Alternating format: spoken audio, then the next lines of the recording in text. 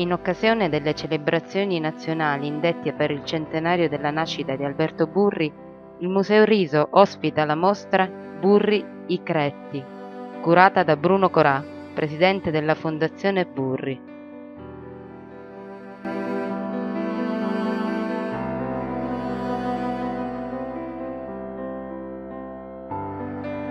Perché andare a vedere la mostra I Cretti di Burri a Palazzo Riso? Intanto chi è Burri? Alberto Burri.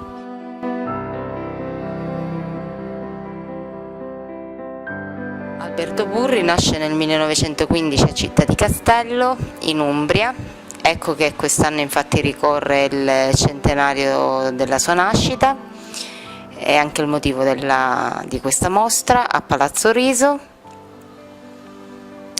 Nel 1940 vive l'esperienza di essere deportato da parte degli alleati in Tunisia, per il fatto che non decide di collaborare con gli alleati viene deportato in un campo a Hereford in Texas. Questa esperienza lo segna molto, tant'è vero che una volta liberato decide di abbandonare gli studi che aveva iniziato di medicina per diventare pittore e quindi per esprimere attraverso i suoi dipinti, i suoi lavori, la sofferenza umana.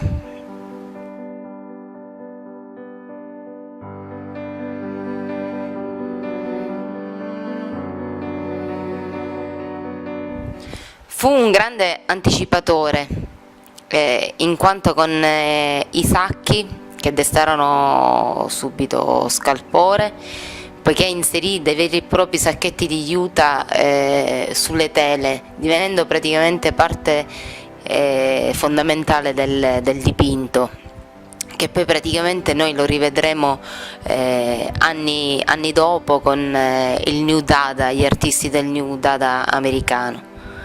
1973 arriviamo ai Cretti, che sono praticamente le opere esposte al Museo Riso.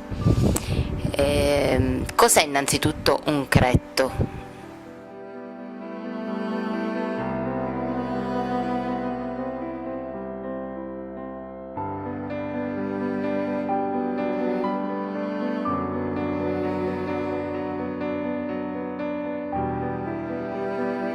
Sono quelle crepe che si creano dovute alla siccità, quindi dopo un periodo prolungato di essiccazione il terreno argilloso crea appunto queste crepe.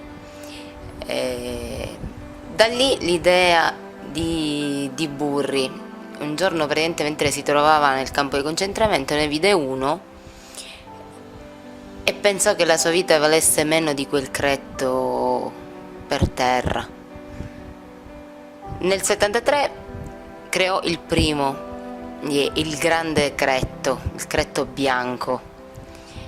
Da lì poi continuò e nel 68 vi fu il terremoto del Belice che colpì fortemente Gibellina distruggendola. Lui da questa terribile esperienza ne fu colpito e volle in qualche modo dare il suo apporto e decise di creare il grande cretto di Gibellina che sorse sulle rovine della vecchia cittadina.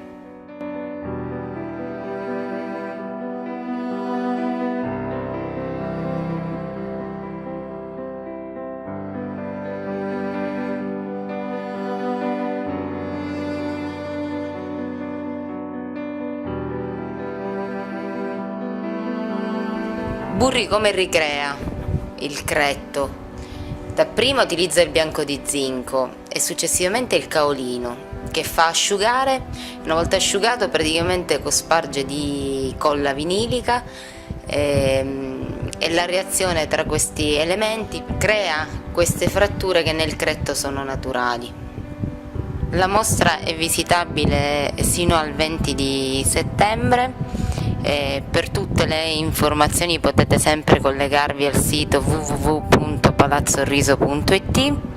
Io vi do appuntamento alla prossima mostra, se ne avete da segnalarmi basterà contattarmi o sulla pagina Facebook oppure tramite mail che è michela.misuraka@libero.it.